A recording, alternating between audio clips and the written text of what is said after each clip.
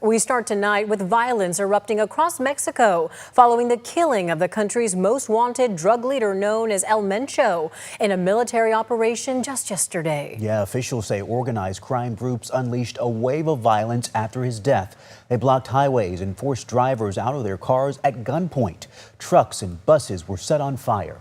The White House confirms it helped provide intelligence for Mexico, but no American troops were on the ground. The violence reached popular tourist destinations, including Puerto Vallarta and Guadalajara. The U.S. Embassy urges Americans in Mexico to avoid travel. Tonight, we are hearing from Californians in Mexico who are experiencing the unrest firsthand. Yeah, many are on edge, not knowing what may happen next.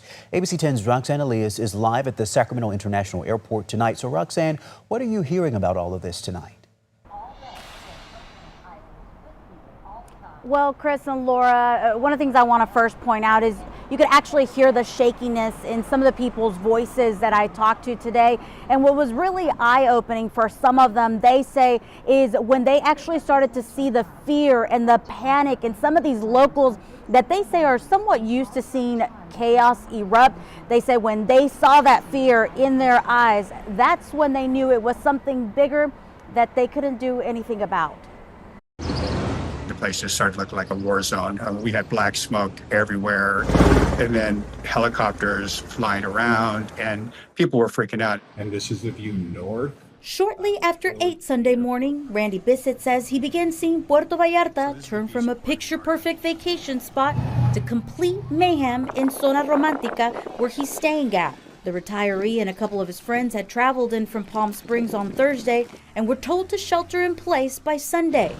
This is video taken by Bissett from yards away. And I looked off to my right, and there was a bus completely engulfed in flames. It was blocking all traffic on a major highway.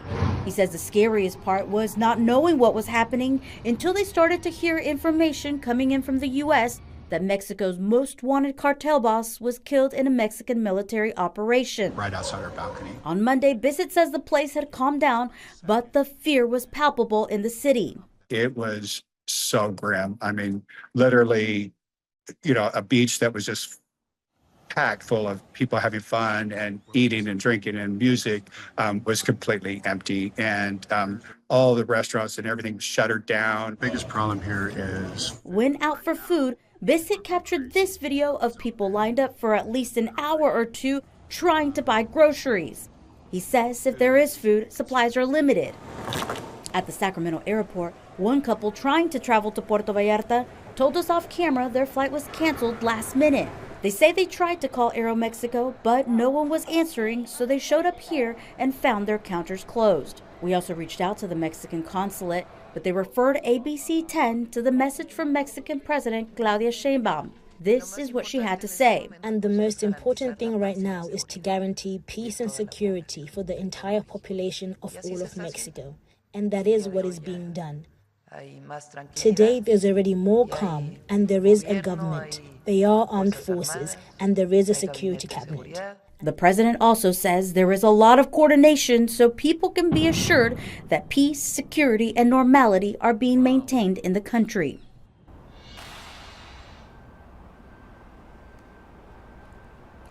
Bissett says that he and his friends plan to fly out of the Puerto Vallarta airport tomorrow. The only concern there is that they're actually more afraid of what could happen to them from their hotel on the way to the airport, so he is concerned about that. Meanwhile, the Sacramento International Airport is advising travelers to check with their airlines on any updates for their flight statuses. I'm live at the Sacramento International Airport. Roxanne Elias, ABC 10. Roxanne, we are certainly praying for everyone's safety as we monitor this situation very closely. Keep us posted as you learn more. Roxanne, thank you.